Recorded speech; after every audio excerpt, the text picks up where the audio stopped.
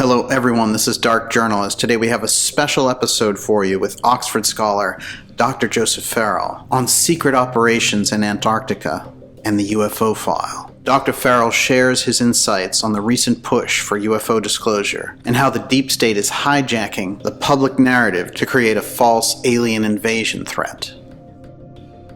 They're up to something, and it doesn't have our best interest at heart, whether or not they trot out the Christ ET or whether they trot out the alien invaders. They're up to something. Yeah. So I don't trust anything that this government says. Is deep state UFO disclosure enabling a false alien threat? Did a Nazi rocket scientist predict that they would do it? And what does this all have to do with Antarctica? Let's go ask Dr. Joseph Farrell.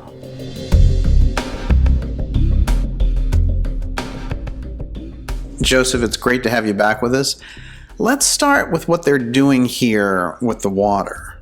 When they have, this thing happened, the Tic Tac, and this new one where they have these beach balls supposedly attacking this, Omaha destroyer. It's always off the water. It's always the Navy, and it's always during war game exercises, the Tic Tac and all that junk. Mm-hmm. So a war game exercise from under the ocean. But how are they doing this? UAP with under the ocean. There have always been these reports of unidentified submerged objects, and they're fairly good. Things zipping along at speeds that no submarine can do. So I think something is going on under there, but I suspect one reason they're doing it is number one, that the oceans are still so unexplored that they can make it an easier sell for that reason. We don't have to believe that somebody's coming from, Alpha Centauri and believe all of the things that one would have to believe physics-wise for that to be possible. They might be trying to trot out a narrative that this group, whatever it is under the water, has been here for a long time. And the second reason I suspect that they might be doing this is that the U.S. Navy, as you know, for years, for decades, has been involved in some of the most highly classified anti-gravity, exotic propulsion, exotic energy technology. Just think of SAIC, and Bobby Inman and his connection with it, and Inman's very strange statements on UFOs over the years. Yeah. So they might be prepping another narrative. We're dealing with the government and the deep state, so they're always prepping a narrative. Always, always, always, as far as I'm concerned. So, absolutely. That's my best guess at it. Well, you make a good point, because one of the things, if they do go just for the space part on this, right, they get a lot more people looking up to space. Right. And if they're doing secret clandestine operations up there and suddenly the whole planet's tuned in, it's right. kind of a problem for them. But if they say, right. hey, you know what? These things are UFOs. They're coming from under the oceans. So therefore, we'll fight them, we'll fight this invisible force. Maybe it's some culture that developed underwater, So they can do this without getting everybody all hooked on the space. Right. Right. Well, that's entirely possible because, the way I'm looking at it, they're rolling out such a financial, they're calling it the Great Reset. I call it the Great Debacle. But anyway, they're trying. Well, that's what it's going to be. But anyway, they're trying to get all of this stuff going on in space. Mining asteroids and all of this stuff, and with everybody looking at it out there and what their financial plans are, it may be necessary to deflect attention back to under the oceans. I put nothing past these people. They are inveterate liars. Yeah. And they will do whatever they need to do to ensure their agenda goes forward. And if they can create a UFO, USO, unidentified submerged object crisis out of this, they'll do it. And Yes. that may be another deflection in and of itself. But there's another aspect of this that may tie in here, and that's all of this weird stuff going on in Antarctica. So, Yes. maybe that's part of the narrative they're trying to prep. I don't know. Joseph, you came out in 2015 and 2016 with a series of blogs around Antarctica, Right. including all these high-level visitors. A lot of that work got plagiarized over time, but the real core of that work that you pointed out was what were all these incredible people like the Secretary of State Kerry, Buzz Aldrin, the astronaut, what were they all visiting Antarctica for? What kind of conclusions did you reach? Well, I didn't reach any conclusions. That list goes all the way, to include Hermann Goering, and Right. what is that guy, involved in this mix, and why? Mm-hmm. My speculation was that with Secretary of State Kerry in particular, he was taking time off of this diplomatic junket that he was on tour at that time during the 2016 election, and then all of a sudden we get the announcement, well, he's going to Antarctica and it's taking just a couple of days because he wants to check into climate change. Well, for crying out loud, come on. He can pick up the phone and have all the data that he would ever need to see. So I suspect, given the circumstances of that trip, that he may have been conducting diplomacy down there. With who? I have no idea. It could have been some secret meeting with another foreign minister, or it could have been meeting E.T., who knows? Right. I don't know. But to have that kind of level of a visitor down there after all the other strangeness going on down there, it says something. And, it was shortly after that visit, Daniel, that Sultan Erdogan in Turkey decides he wants Turkey to be involved in Antarctica. And we had all those strange stories of the Russian, the Russian scientific ship, the Vladivostok or something or other, that was going down to Antarctica, but it was making a stop in Saudi Arabia first, just strange stuff. Right. And, I've got to think something's going on down there out of the ordinary. What it is, I have no idea. Fascinating. Something like the Piraeus map. Yeah. For example, that Turkish map, which harkened back to a much older map and showed Antarctica completely, without ice and green. Right. Does that give us a hint, or does the presence of Buzz Aldrin, who is a former astronaut, give us a hint? I mean, we're looking at an ancient civilization or a crashed spacecraft. It could be either. The problem with Antarctica is I think it's the one place on planet Earth that is the most obvious contender for Atlantis, because it's a continent underwater, quite literally. It's got lots of ice. They have discovered fossilized remains of plants there. So apparently at one time it was in a relatively temperate climate. How it got down there, or we don't know. But it could be almost anything.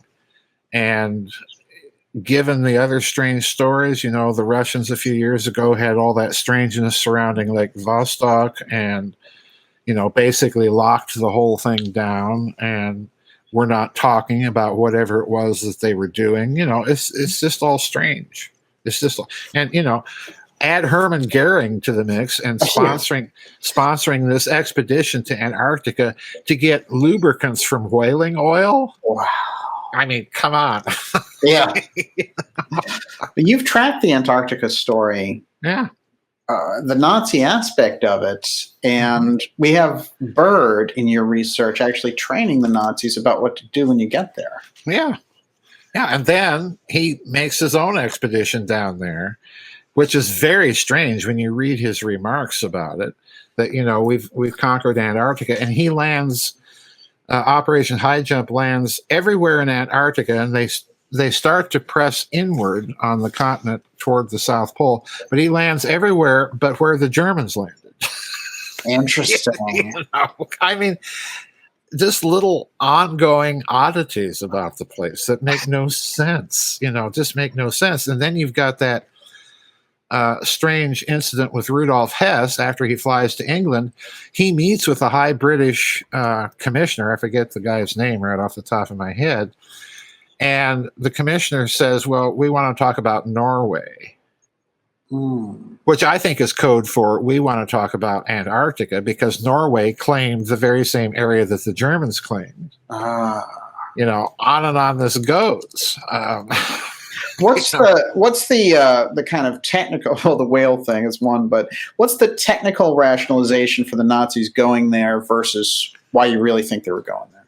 Well, the technical rationalization makes sense. Germany did need lubricants. And, that was one of the official explanations. But they went there, and none of it makes sense to me. They went there with a seaplane tender, the Neuschwabenland, which is what they also named their staked territory. And this was hardly adequate to establish where the fishing zones were.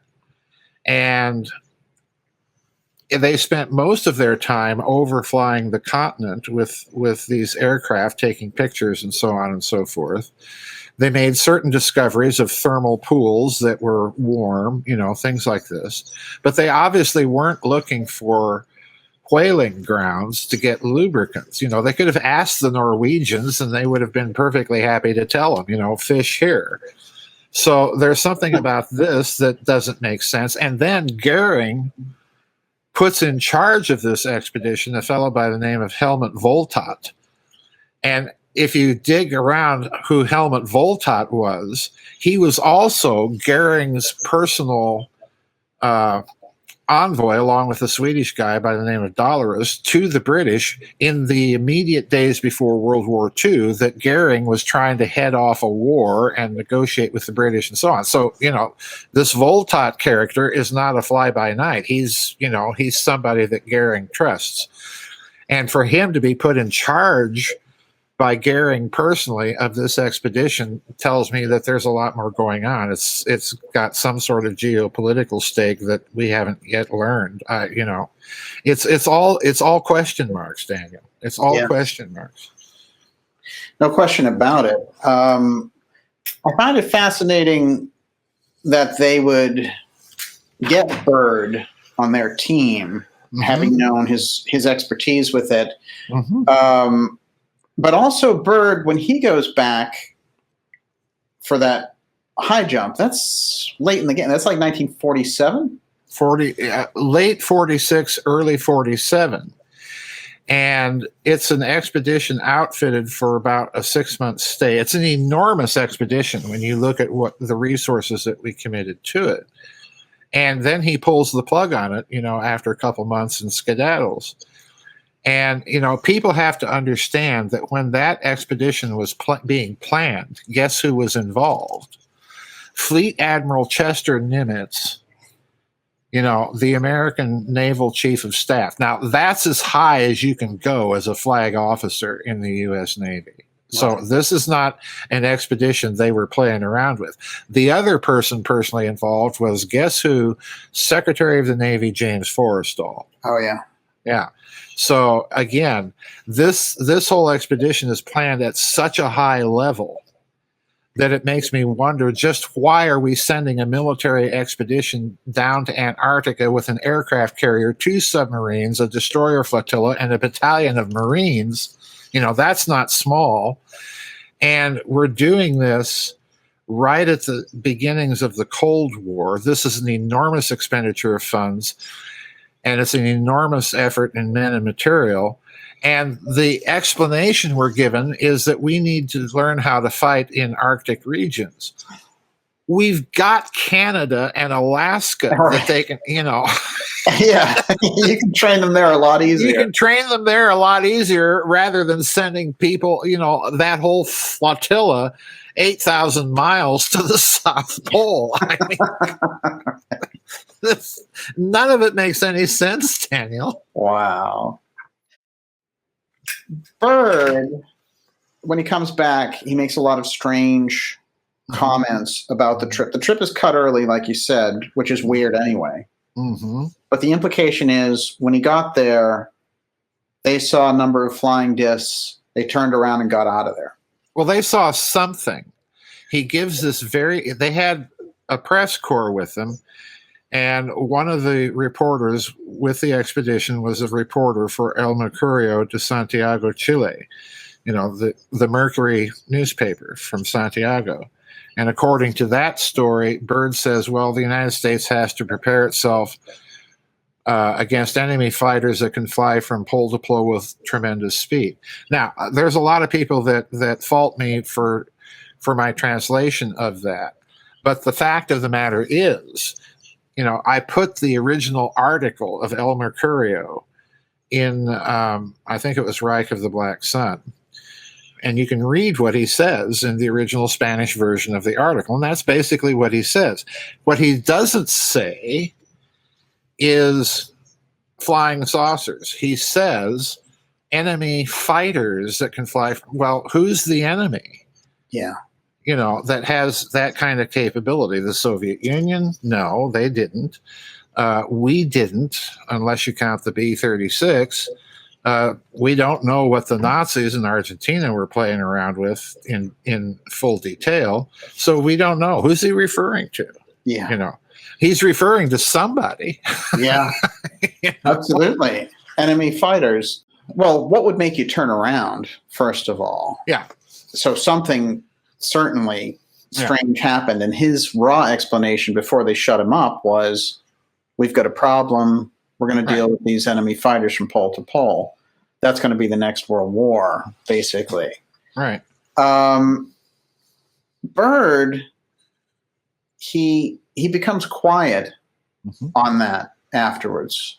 Well, he gives one interview on the old Longines, I forget what it was called, Face the Nation, that Longines, it was very, very early Face the Nation. You can find it on YouTube, actually.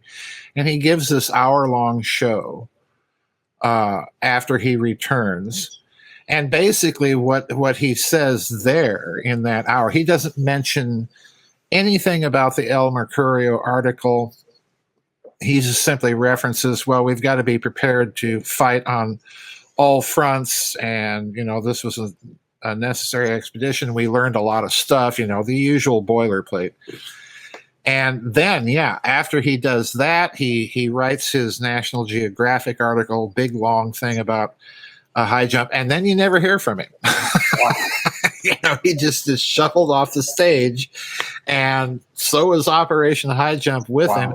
And the next time you hear about him is when his nephew, his son, is invited to give a talk about Operation Highjump, and he doesn't show up in D.C. He takes the train. He doesn't show up in D.C., and they discover him later dead in a warehouse, an abandoned warehouse in Baltimore, Maryland, under highly suspicious circumstances that they'd start investigating as a homicide, and then that case disappears. So, I remember this. This is a weird case if you read the articles, too, because he goes down in one set of clothing and they find him in another. Yes. Yeah. Yeah. Just hanging around kind of mindless. Yeah. And according to reports of people who'd seen him, and then he turns up dead in a warehouse. Yeah. Yeah.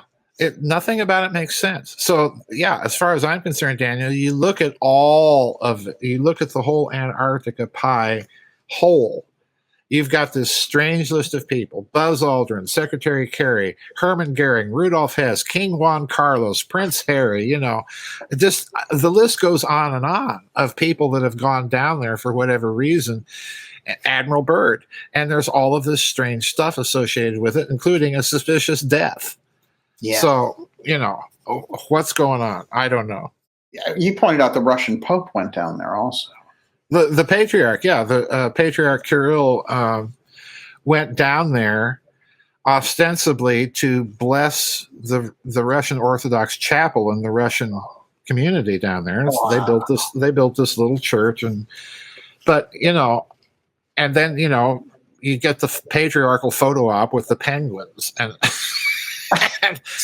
and I'm thinking, okay, all right, the Patriarch of Moscow and all the Russias, to give him his official title, goes down to Antarctica to bless a chapel. Well, anybody can bless a chapel. A priest can bless the chapel. A bishop can bless the chapel. Why do we drag the patriarch?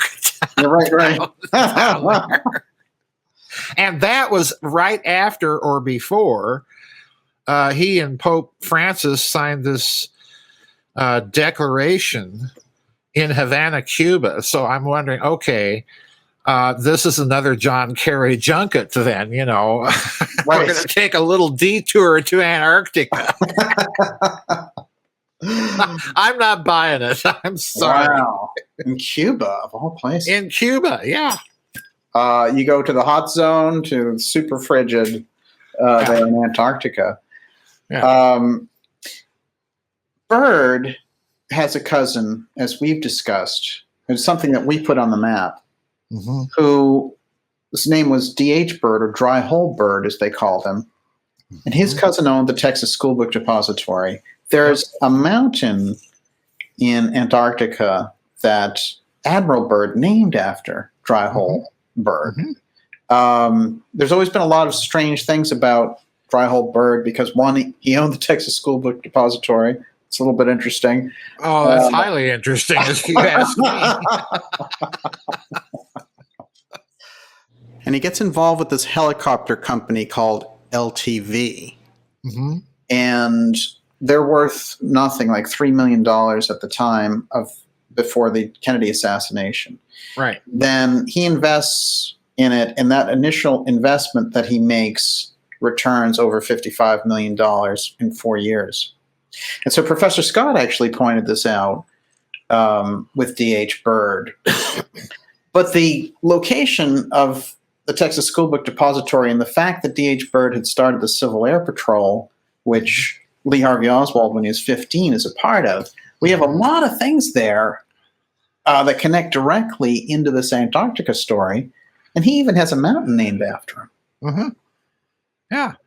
Plus, let's connect all the dots here. There's Kennedy's order to the CIA to vet and turn over all their UFO files so that we can share whatever is not of national security interest with the Soviets. Right. during all of that fracas. And then you have the Texas oilmen, Hunt and Murchison, having that back channel private intelligence network, which turns out, again, according to Peter Dale Scott, is connected with Reinhard Gehlen and his little group of Nazis in West Germany, running their intelligence inside the Soviet Union. So we've got Antarctica, we've got Kennedy, we've got UFOs, we've got Lee Harvey Oswald and the Byrds, and they're all in this stew.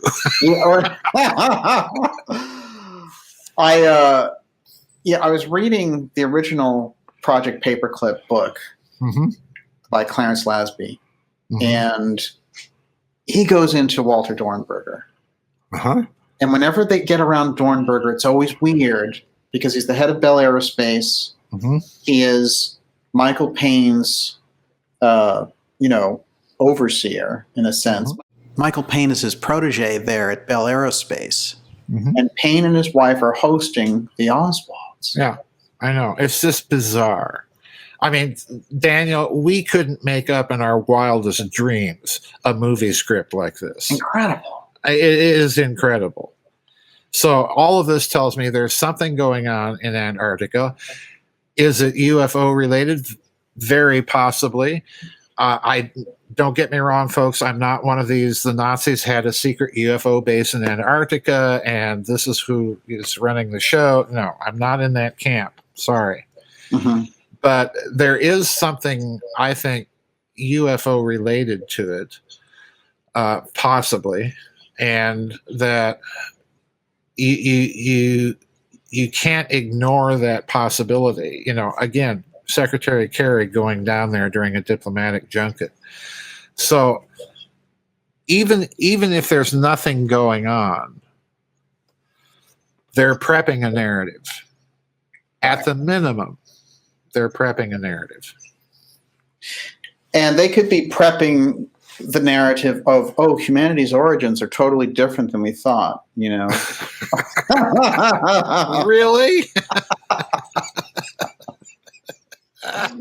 By the way, we found this ancient spaceship, and that means our culture owes itself to the Mars god.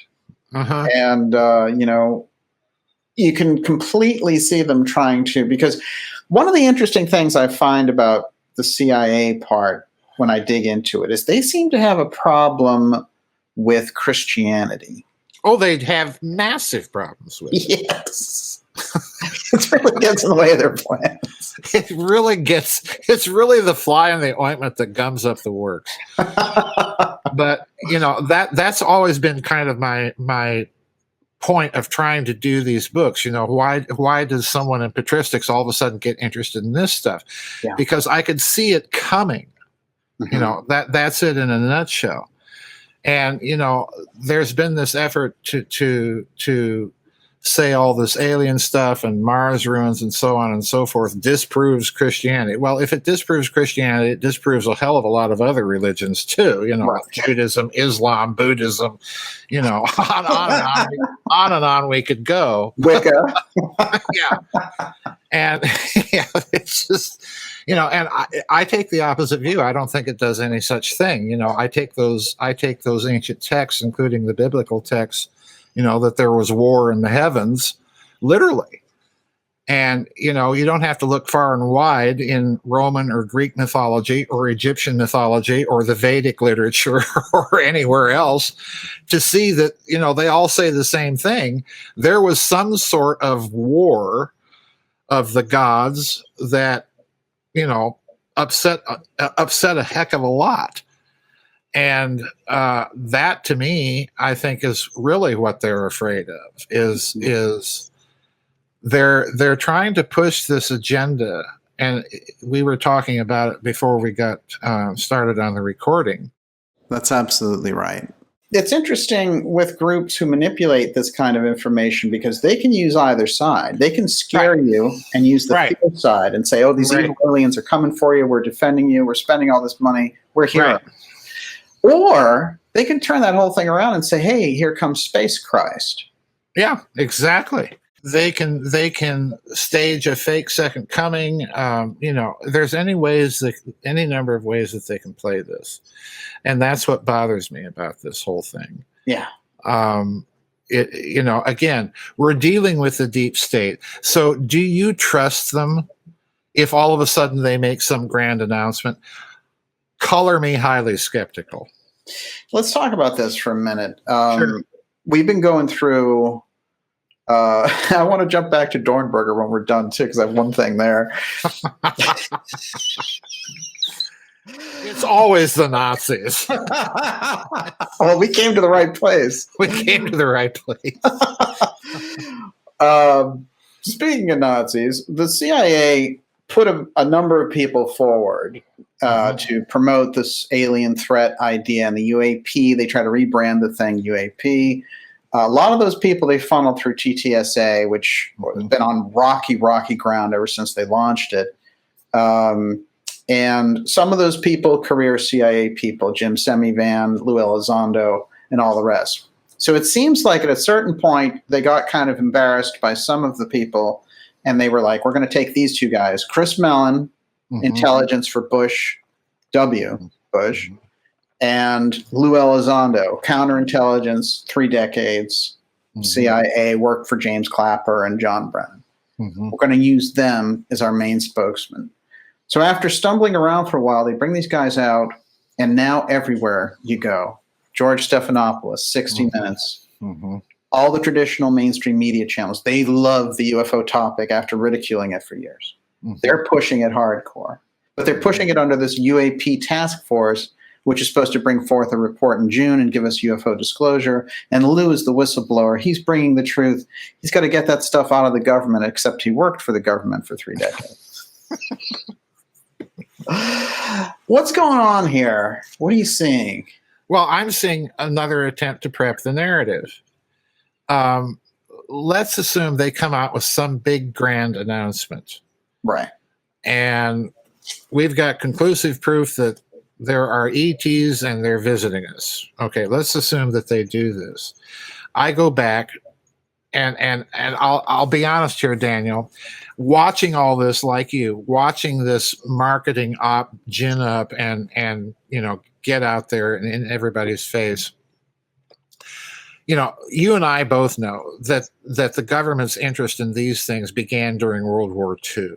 Yeah. If not earlier. Yeah. I mean, there's just no way that you can examine the UFO literature, the credible literature, and come to any other conclusion. For crying out loud, they started Project Blue Book in the 1950s. Right.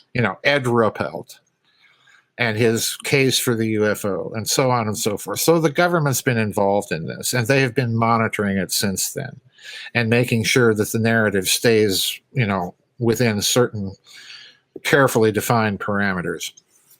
So I have to question why all of a sudden the big marketing op. Yeah. And as a result of the big marketing op, Daniel, I've become increasingly skeptical of the ET narrative because they're up to something and it doesn't have our best interest at heart, whether or not they trot out the Christ ET or whether they trot out the alien invaders. They're up to something. Yeah. So I don't trust anything that this government says. And, they're doing this, I think, as a result of the COVID plan scamdemic kind of blowing up in their faces. Yeah. And I've always suspected that there was some sort of genetic tagging and marking thing going on with this operation that may or may not be directly related to this whole UFO thing. So who knows? But I'm extremely skeptical ab initio of anything the government may or may not say when this big deadline rolls around. Well, this is amazing that people around the UFO subject suddenly love the government. I know. And they all chatty with the CIA, and they're like, the CIA is going to give us those files, and this is great, and I can't wait for June.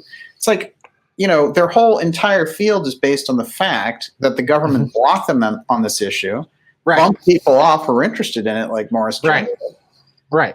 Why do they think that they're going to get anything from them now? Daniel, I'm as mystified as you are about this sudden change of attitude and philosophy within ufology. I am totally mystified by it because the kind of people that gravitate toward the UFO thing. They tend to be, vegan, new age, loosey-goosey spirituality, and they're probably suffused with a lot of anti-vaxxers, and on and on we could go. And what I wonder is precisely the same thing. How do you do that epistemological flip-flop in 24 hours just because somebody goes on Tucker Carlson or what have you and is talking about it and is, CIA? Folks, wake up. These people are inveterate liars. Yeah. If they're going to do anything, cough up the proof, make the physics arguments, show us an ET body, and let us do an independent scientific panel on it. Don't just release a few documents because you can fake documents, and on we could go. No, so about it. Color me skeptical. This, Daniel, everything that we're seeing right now to me has deep state written all over it. It reads like a deep state alien invasion op, and it's coming on the heels of the COVID op. Right. That's one hell of a timing. Yeah, ain't it just coincidental that it's following on the COVID thing? Yeah, and. Again, I think COVID turned out to be a big bust for them because too many people started, like all of these narratives get they get raked over by the alternative research crowd, which I think has put a big fly in the ointment of their plans. Mm-hmm. So now they've got to roll something else out. Right. And, you know, let's just look at space for a moment and the financial system.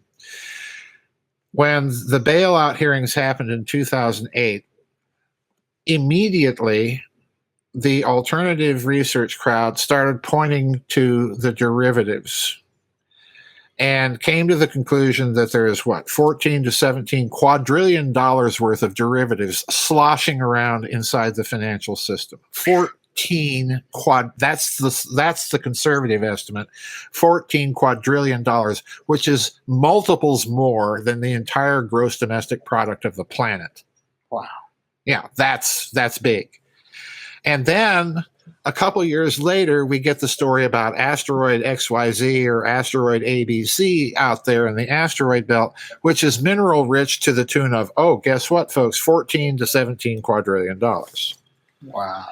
So, you know, there's something space related going on here with all of this. And if they want to press this marketing op, they could easily turn this into a commercial war, or they could turn it into, we've been contacted by ET and they're here to make all of our financial woes disappear.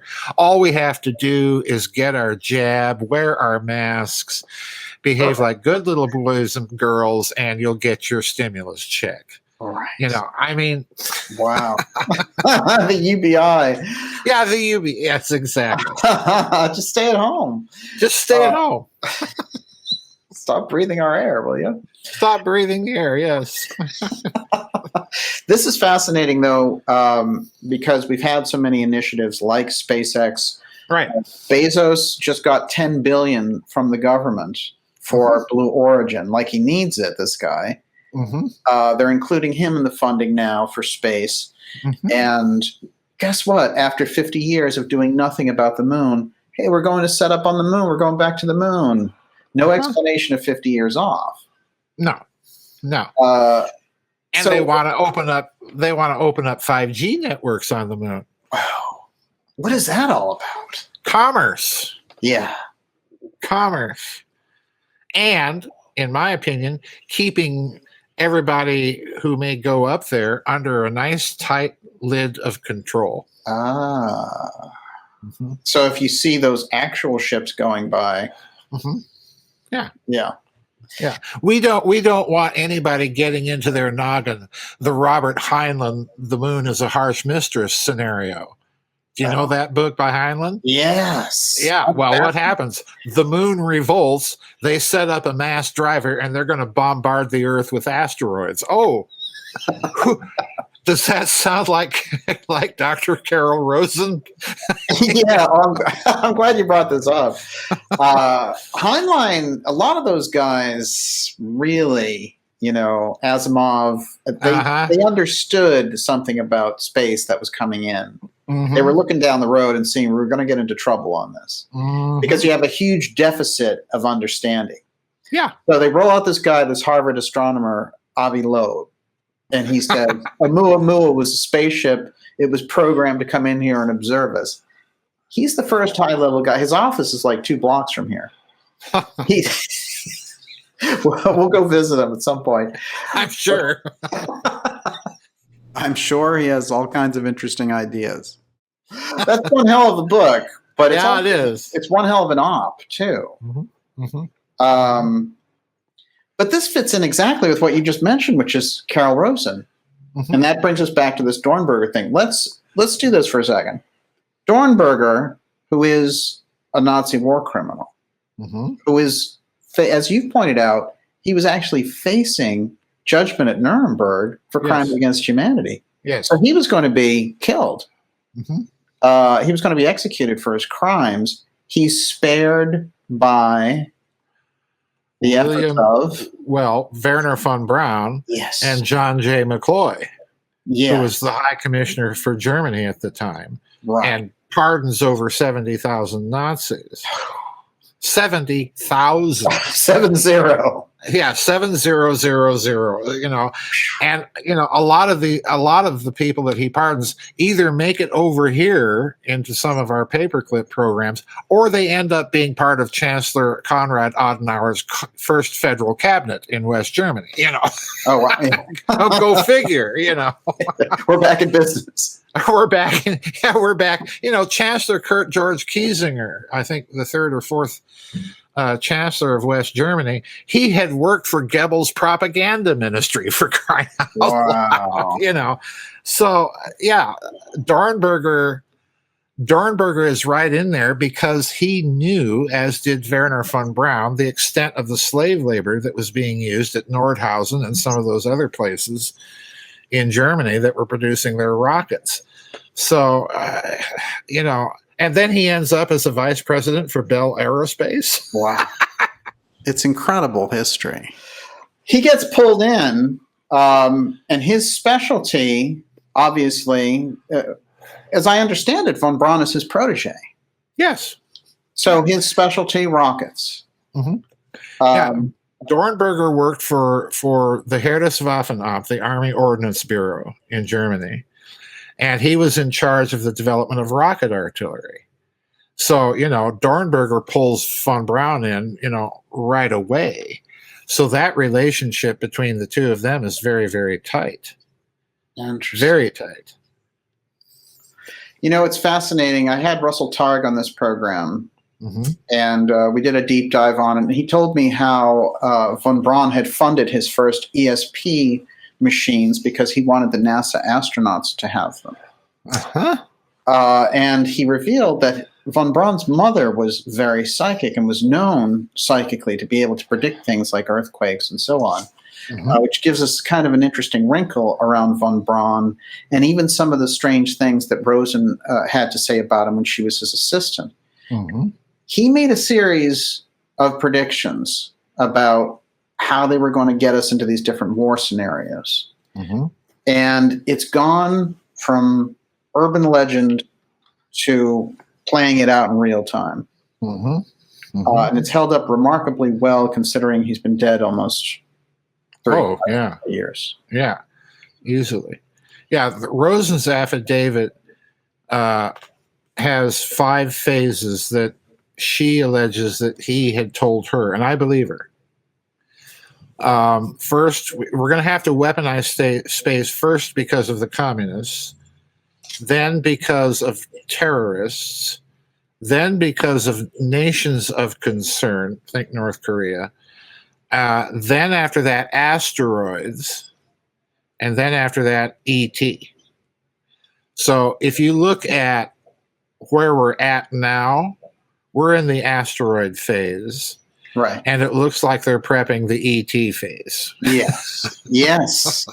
Absolutely. That threat is up there, and the media is telling you about it every day. Every day, yes. Yeah. And here's the other problem. You look at what the media is saying. Are they offering any evidence, proof, or argument that their ET is threatening? Right. Now, I happen to think, yeah, they probably are, but for very different reasons. Yeah. Than, watching a bunch of stuff on a camera and a gun camera from an airplane or what have you. Are they offering any evidence? No. They're just ginning up the fear. Right. And absolutely. They want the national security threat because they want you in emergency powers land where they get to exercise COG-style emergency powers because there's an alien invasion. Right. Right. And unfortunately, you've got the majority of people on the UFO side helping them do that. Yeah. And let's go a step further. Suppose they come out and reveal, well, those ETs look exactly like us. Right. They've just got a different genetic code. And for us to know who they are or may be, we're going to have to get everybody into the DNA database. Yeah. And if you don't, you're a national security risk. Wow. And are they prepping that narrative? Yeah, they're prepping that narrative. Well, this is the amazing thing that I've noticed with Mellon, Chris Mellon, who is the former defense intelligence guy who worked for Iraq War, and he's also heir to the Mellon banking fortune and all that. And Elizondo, is they keep dropping in 9/11 references. And they keep saying, well, this could be the new 9/11. It's an intelligence failure. We need to get on top of it. The Pentagon won't listen to us. We're great whistleblowers and heroes. I mean, the Pentagon thinks anyone is a threat. You bicycle too close to the Pentagon and you're a threat. I mean, they're not looking at UFOs. It's an absurd narrative. It's totally absurd. But the 9/11 thing I find very dubious, because what they're doing is they're playing off the 9/11 truthers. Right. What they're suggesting, ultimately, or implying, is we could have another such event, and it might be ET. Yes. And they're prepping that narrative very, very well. And that makes me think, okay, if you're prepping that kind of narrative, then call it a false flag. Yes, absolutely. It's amazing to me because they've been putting in a lot of 9/11 pieces. One of the things that Professor Scott is fond of pointing out is that every president signs into law those emergency powers gained during the 9/11 emergency powers, which include Northcom and continuity of government and all that. Now, whether it was Trump, Obama, W, or this guy, and I use the term president loosely there. I always put an asterisk when I say behind the word president when I refer to Biden and co. And I call him that because it's a wonderful Ukrainian ending to the name. So, we're really stuck with him. That is a problem. Yeah. And there's VP Harris. They sent her out there, by the way, to meet the South Korean president because I guess Biden was napping or something. And well, it wouldn't surprise me. What year is it? What year is it? We have to make sure that Carter gets in. Yeah, it's about that bad. I'll debate Reagan anytime. I'll debate Reagan anytime, anywhere. Yep. The 9/11 thing, this is interesting. So they're using the language. Earlier this year, they started using that language to try to get this domestic terror bill passed. And instead of, the enhanced interrogation for people who they suspected would be Muslim terrorists like they did in 9/11, it would be people who were suspected of domestic terrorism. So basically, if you said anything that the establishment didn't like, you're a terrorist and we can interrogate you and take away all your rights. That was one level of them using 9/11. And they started to use people, including Chris Mellon, who called for a January 6th commission for domestic terrorism. That's an interesting Mellon piece in here. But here's what they seem to be doing is taking that 9/11 piece of spying on citizens, moving it from just the domestic terror part, which is already a freaky thing to do, now moving it into the UFO field. Yeah. So now we have Elizondo parroting 9/11 style language. What is going on there? Well, I think I think they're prepping a narrative. Remember back in the secret space program conference in Bastrop? Yes. I mentioned that if they are concerned about ETs, they've got to be concerned about the possibility that we may be slowly infiltrated. Now, that's a meme that has been out there on science fiction shows and so on for decades. Twilight Zone did this, and you can Outer Limits did their version of it. It's been around for a long time. But we now have the technology to sequence the genome in the field. These portable sequencers that were brought out just a few years ago. So I have to wonder, again, is the real meme about getting everybody into a DNA database and so on and so forth? And if so, why? Well, that narrative of an ET among us in disguise would be the perfect way to do it, because they can claim it as a national security threat. And, it would suit their purposes. Oh, we've got a bunch of ETs and they look just like us, so we've got to get everybody DNA tested to find out who's who. Wow. Perfectly tailor-made for it. So not only are you a Trump-supporting domestic terrorist, now you're an alien. Now you're an alien. And an enemy alien. That's right. Yeah. How desperate is the deep state to roll out this kind of, the UFO thing on this level, so that ABC News and CNN are like, we love UFOs? Mm-hmm. I think they're very desperate. And I think the desperation, I've gone around and around with people, Catherine Austin Fitts and so on, because, we're sensing that they are desperate. And particularly in the financial community. They are plugging digital currencies and great resets and social credit systems like nobody's business. And I have to wonder, what's the source of the desperation?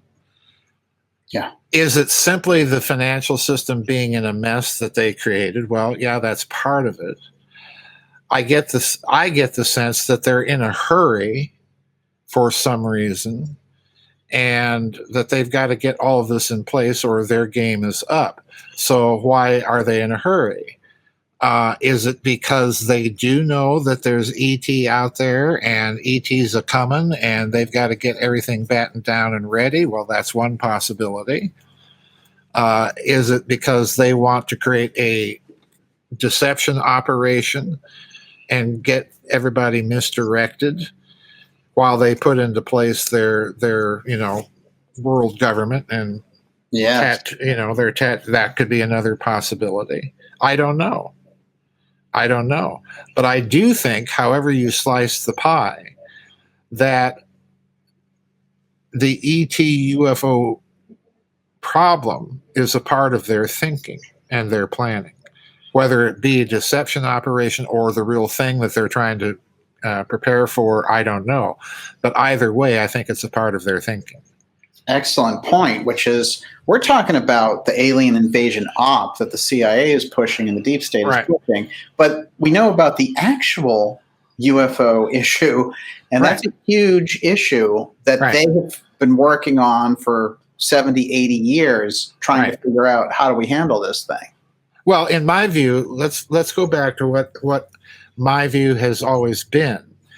I think after World War II, they were confronted with three basic strategic problems that they knew about. The Soviet bloc, what I'm convinced that they knew was the Nazis are still out there somewhere doing stuff, and we don't know all of what they're doing. And the third and the big one was, we've got a UFO problem.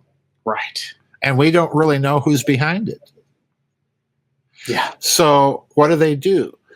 They created a huge system of hidden finance that they knew they would have to do in order to fund the black projects necessary to create the technologies to emulate, or to the degree possible, to emulate the performance characteristics of UFOs. In other words, they were playing gunboat diplomacy.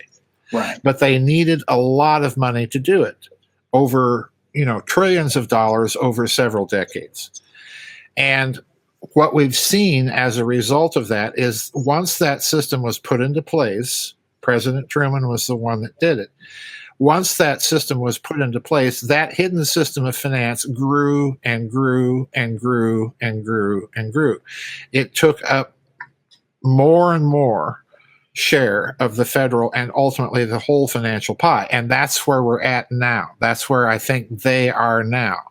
So they committed themselves, in other words, to a narrative at the very beginning of this financial crisis. And now the crisis is coming to roost. And they've got to go through with the plan, like it or not. That's the problem that they have. And I think that this is the other factor driving this marketing operation. Because, again, if we're going to go out and nab asteroids, why did we send up our early space probes with all of those plaques and so on? We're coming in peace for all mankind. This is where our planet is. This is what we look like, and listen to some Bach, Yeah, you're right. see, we can write music, but, so they did that, I think, Daniel, because they had the suspicion that there may be somebody out there, number one, and number two, that they had the suspicion that we might be going into territory that may be in their sphere of interest, so to speak, violating the quarantine zone, as I call it. Oh, yeah. So they create these plaques. So now, in order to make the books in the financial system balance, we've got that derivative problem in the quadrillions of dollars. We need to go out and mine that stuff. What happens if somebody out there already has a claim on it? Right. So if they have the claim, we need to protect those assets, whether or not there's anybody out there, but we can't afford to take the chance that there aren't. So we also have to protect whatever assets we're putting out there. Therefore, we need to weaponize space. And I'll tell you the way I think they're going to try and sidestep international treaties between nations that we're not going to weaponize space. Corporations can. So in other words, I think you're looking at the creation of private jurisdictions like the Dutch East Indies Company or the British East Indies Company and so on and so forth. Companies that are so powerful, they're responsible for the mining, for the commerce, and for the protection. They've got their own armies, they've got their own fleets. And what have we seen? The Pentagon has just recently created private armies. Yes. So there you go. Unbelievable. So you'd have like the Bezos sphere, you'd have the SpaceX sphere. Right. And they would operate like independent governments. Right. And that's what they wanted to do here, incidentally, right? They wanted to throw away sovereign nations. Forget about that. Here's your corporate zone.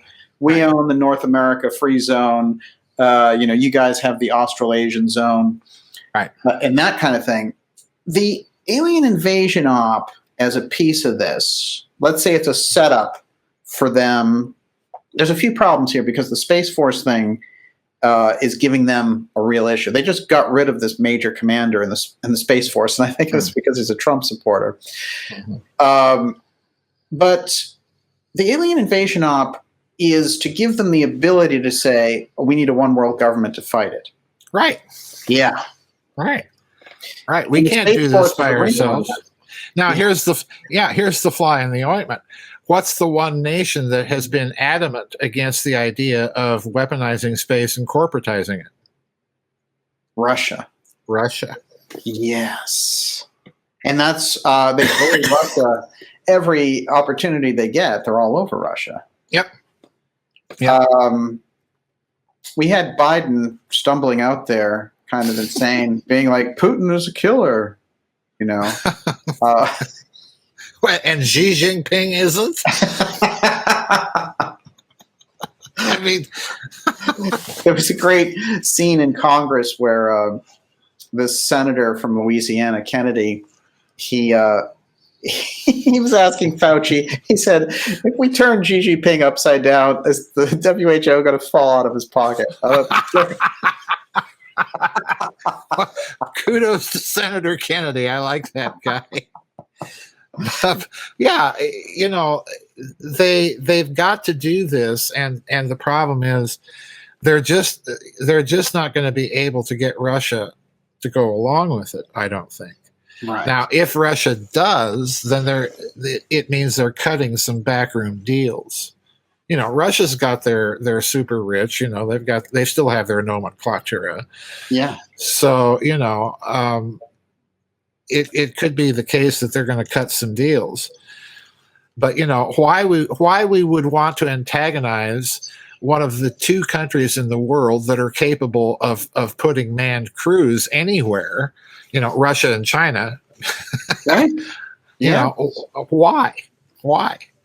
I don't get it. There's a few weird clues. You're absolutely right. And Russia has its own very, very deep UFO file. Oh, yes.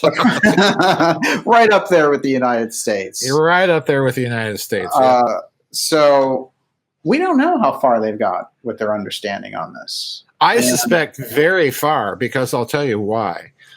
Back in the Andropov area, circa 1982, there was so much strange stuff going on in Russia. You had that incident in Belokorovicha in the Ukraine where the UFO turned on a bunch of Soviet ICBMs and started the launch sequence. Right.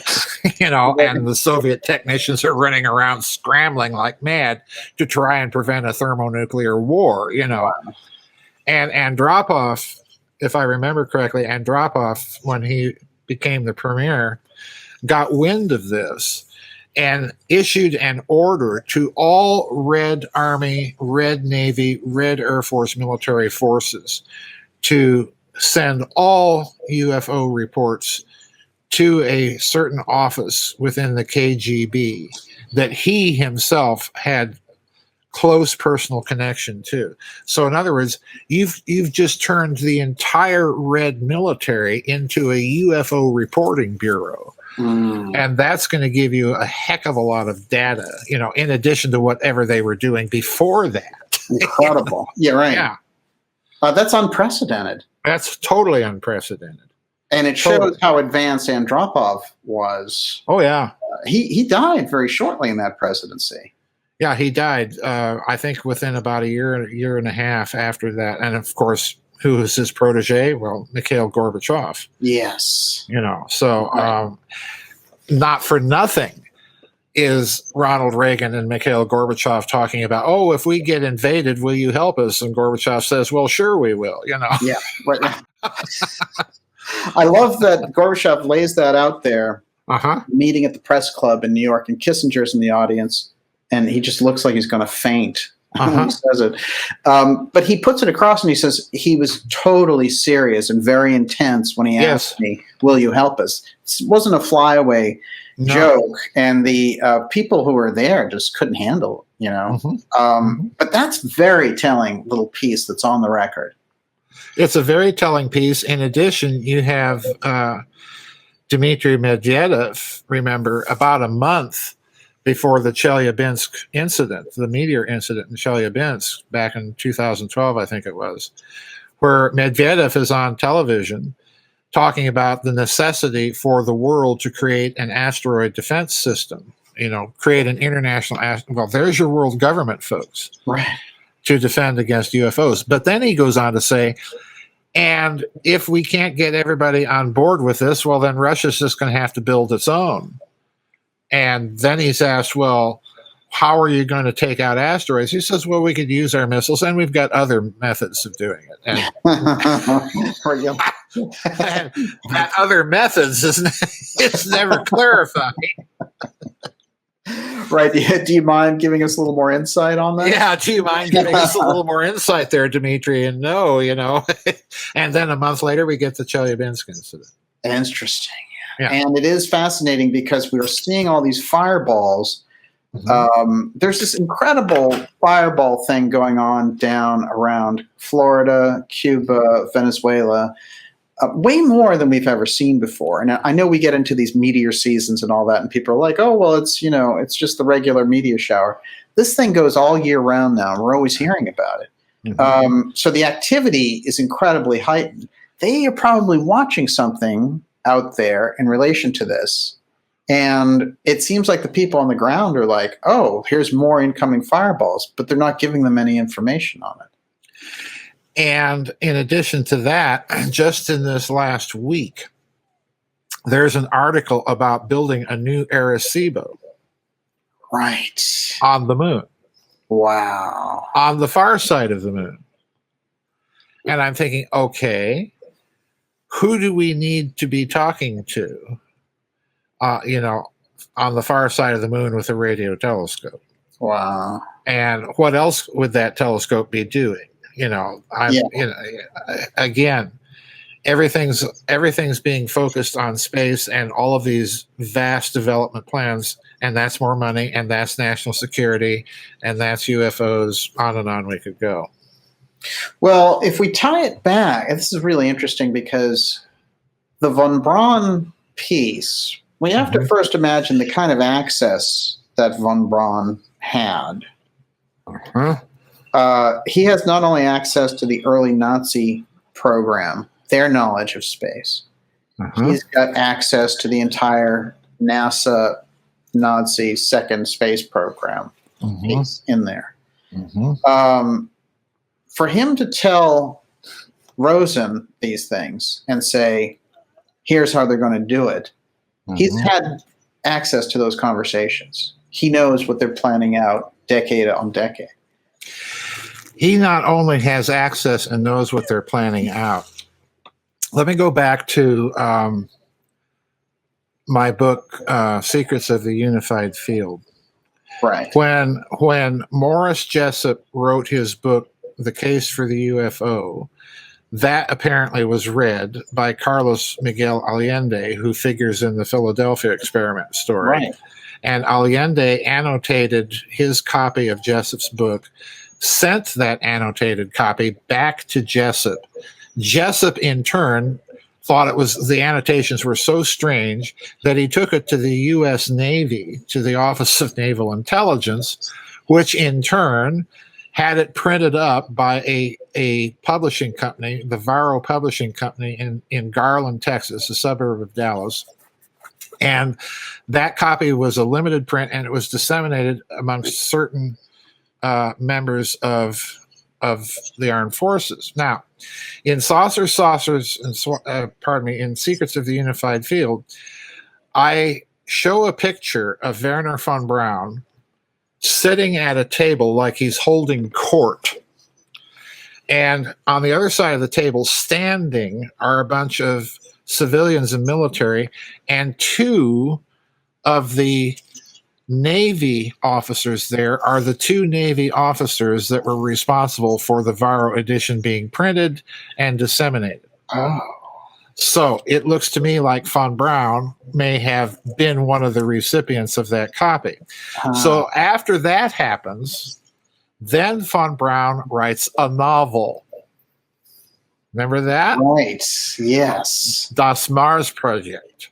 The Mars Project. And in the novel, this is one for your wow list, folks. In the novel, he has a character that is more or less in charge of the Mars exploration. And guess what his name is? Ellen. Yes. Yeah. As in Elon Musk. As in Elon Musk. Yeah. Wow.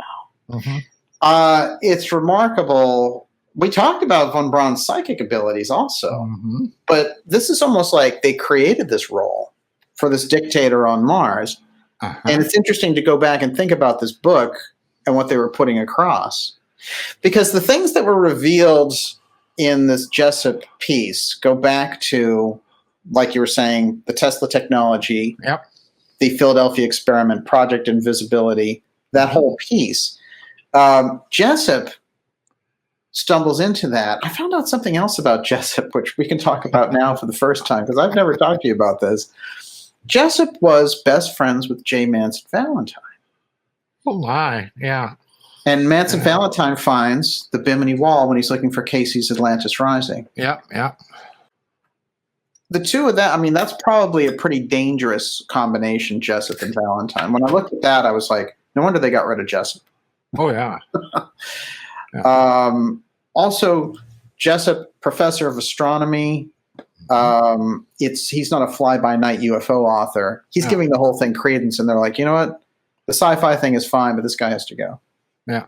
Well, Jessup was very interesting because in his study of UFOs, he actually, I think, was one of the first people out of the gate to come up with the idea of solidified columns of air that would be completely invisible that would explain why he had so many airliners crashing and, for no good apparent reason. And he came up with this idea that there was some sort of physics involved that would literally solidify like a Jedi lightsaber, only he couldn't see it.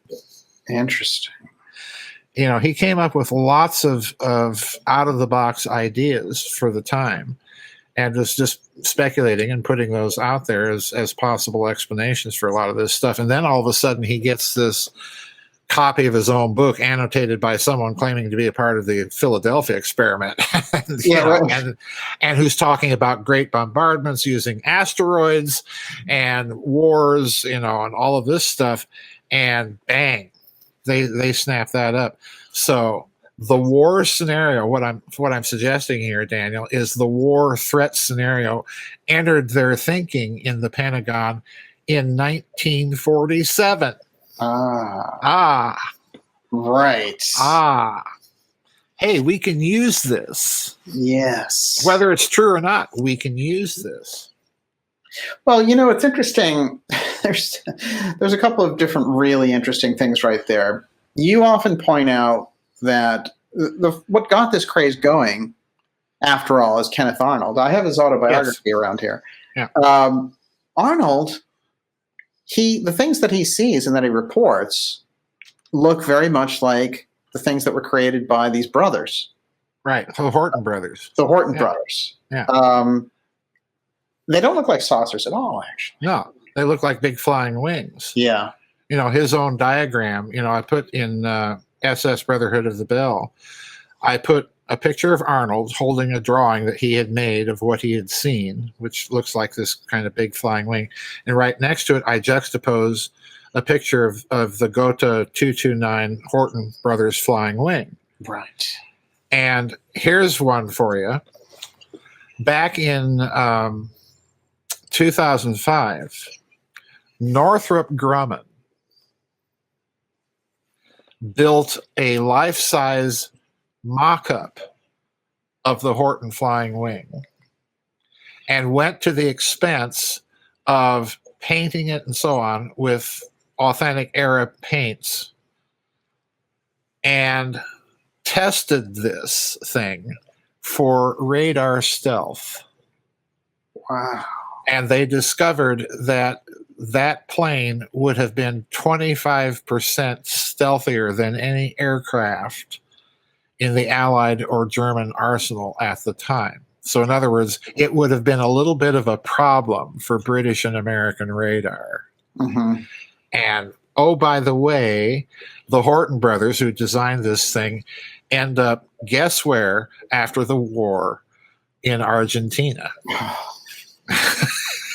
Goes back to Argentina a lot. We go back to Argentina a lot. Yeah, and they're building all this stuff for Juan Perón. You're right. Okay. Kind of a sympathizer there. Yeah, kind of a sympathizer there. Maybe that's why he took that tour of Paris with Hitler in 1940. But, I'm just guessing.